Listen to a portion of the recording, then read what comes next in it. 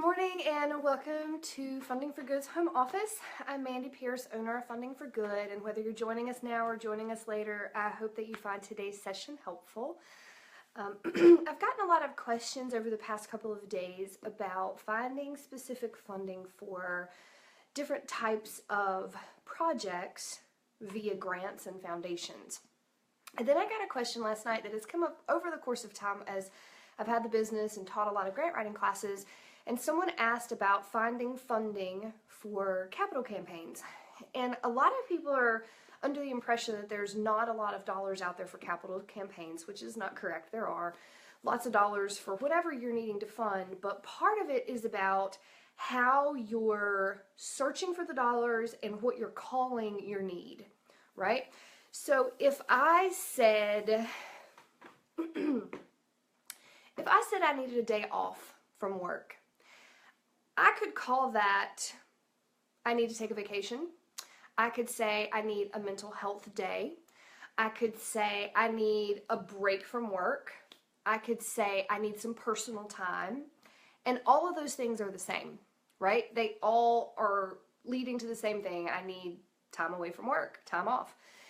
And it's kind of the same when you go to search for grant dollars. There's a lot of different ways to call the same thing, and some donors call by this name, some donors call by this name, and in order to find the grants and foundations that want to support what you want to do, you really have to think outside the box a little bit. So let me give you a couple of examples.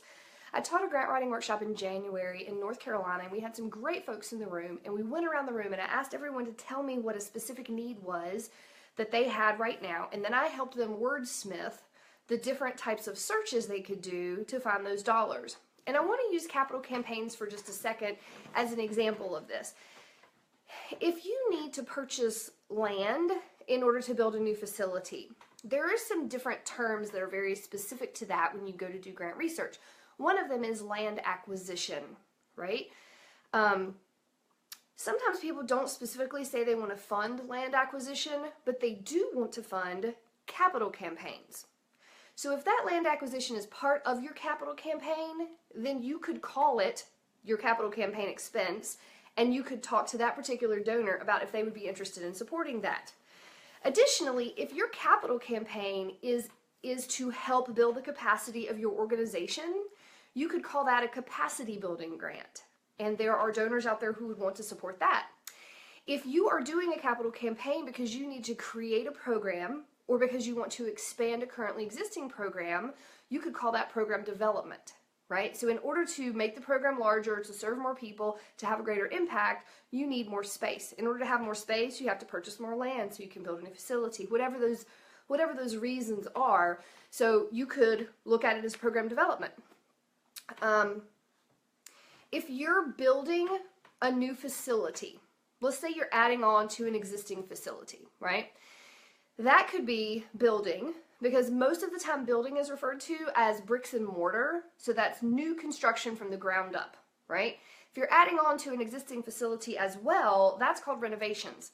That's where you have a current facility and you are upgrading it, modifying it, making it different in some way. That is also potentially, depending on the dollars you're needing, a capital campaign. It could be capacity building, obviously if you're out of space. It could be program or project development. It could be, depending on what you're using it for. Let's say you're building a new section of your building to house a program that will work with community members on a particular medical outreach. That could be community outreach, right? So there's a ton of different ways to describe what you're doing, and each one of those has a very different set of search criteria when you go to looking for grants. Someone asked me very specifically yesterday about capital campaigns and the purchase of land or a building. And this is what I'll tell you with that. You need to plan a capital campaign far ahead of time so you know your budgets, your needs, your prospects, who you're going to as business and corporations, who you're going to as major donors, what foundations you're going to write to, and hopefully you never have to have a community campaign. Hopefully you never get to that point and you're able to fund it all with those other revenue streams.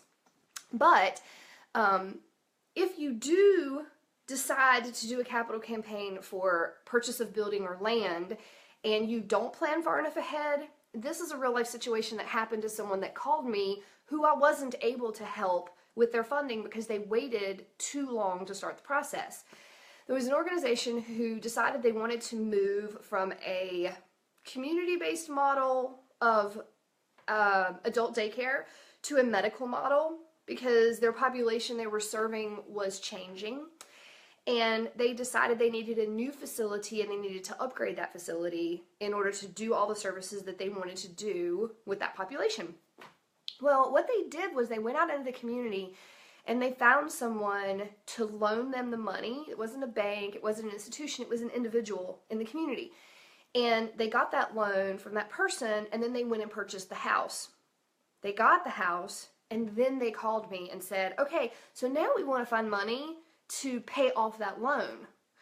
Well, now you're not talking about a capital campaign, and now you're not talking about capacity building, and now you're not talking about program development. Now you're talking about debt reduction, which is a very different type of funding. There are donors and foundations out there that will help with debt reduction, but it's not the easiest type of money to secure, and there are fewer foundations who want to support that merely because of what it is. It's debt reduction. Most people want to be involved in the process from the beginning, and so planning far enough ahead of time to allow yourself to have those conversations before you have to sign on the dotted line to get the house, the land, the building that you want is imperative. So there's a lot of other examples that I've had over the course of time. I even got one just last night, but I encourage you to think about whatever types of grants you're looking for. I worked with a group earlier this year that was writing their first grants at the Petco Foundation. And the things they were telling me that they needed, as I spoke with them, we talked about the different types of funding that those needs, excuse me, could fall under. And it wasn't just animal welfare. You know, I encourage you to look outside the box of your specific area of interest. Maybe you're an animal welfare organization. Maybe you work with homeless. Maybe you're a medical organization. Maybe you're an educational organization. There's lots of different specifics, but there are organizations out there, community foundations, trusts. Some other foundations exist in corporate giving programs specifically to give back in their community or in a community where they have a presence, and they don't always have an extremely defined group of organizations they want to support. Sometimes it's community organizations within our area. For example, the Walmart Giving Foundation opened their grant cycles on February 1st for their Sam's Club community giving programs. Now, their statewide programs have a very specific focus on what they want to support, but their community giving programs, which most of us qualify for, they have a very broad range, and they don't give you all those specifics and guidelines when you look at their website, but they support the symphony and animal welfare groups and folks that are doing food and education and the art, dance or music or LGBT youth or support groups or retirement communities that are involved in nonprofit work. I mean, they support all kinds of stuff in every community where they have a presence. And to my knowledge, I have never worked with with one of those groups that says, no, we only give to this kind of organization, because they have an interest in supporting the community. So if I were doing research for, I'm picking on animal welfare at the moment because that's on my mind, but if I were working with an animal welfare group, I wouldn't deter them from applying to a Walmart Giving grant because there's no exclusion for them, and I know they have had a history of giving to various organizations in lots of communities. However, if you're doing grant research and you're only looking for foundations who support animal welfare, Walmart Giving may never come up in your search.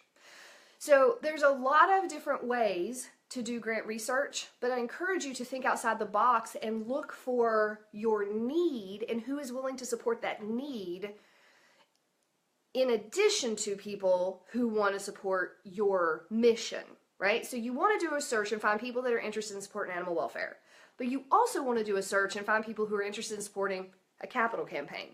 And those might be two separate groups, but both of them may end up supporting what you do.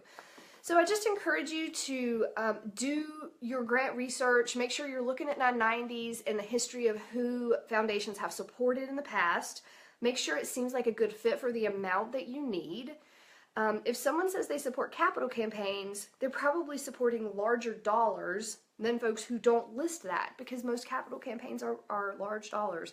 So there's a little bit of common sense that comes into the grant research process for eliminating folks. Just because on paper it says they support animal welfare doesn't mean you're going to be a good fit.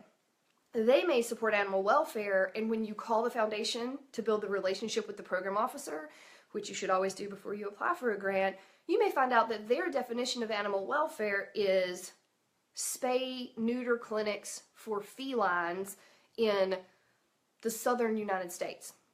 Well, maybe you're in the northern United States and you work with horses. So yes, it's animal welfare, but it's not your kind of animal welfare.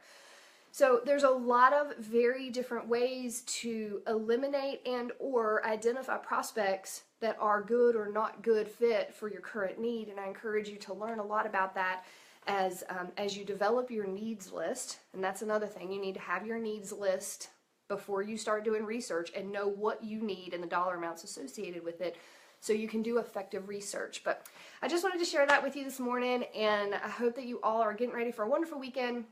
I wanted to introduce you to Dally, if she'll come in here in a minute. She's our newest addition to the family, and she hasn't made it into any of the videos or marketing or pictures yet, but hopefully she will in the spring. So I'm just going to move the camera back a little bit and see if she'll come in here and say, hey, Dally, come here. Most of you have already met Leo in the past, but come here, pretty girl.